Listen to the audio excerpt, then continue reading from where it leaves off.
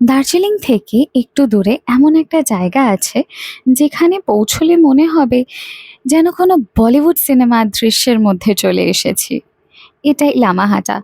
দার্জিলিং থেকে প্রায় 23 কিলোমিটার দূরে পাহাড়ের কোলে তৈরি একটা সুন্দর eco tourism destination.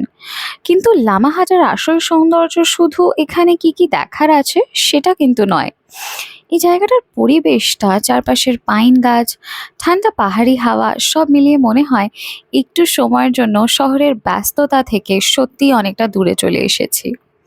Lamahatta eco পার্কে রয়েছে সুন্দর walking trails, pine forest, landscape gardens আর রঙিন প্রেয়ার ফ্ল্যাগ। লামাহাটায় পৌঁছতে গেলে আপনাদেরকে কিন্তু ঘুম হয়ে আসতে হবে।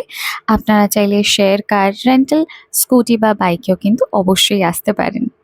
তাহলে কমেন্টে কিন্তু অবশ্যই জানাবেন নেক্সট টাইম আপনারা লামাহাটা কখন আসছেন।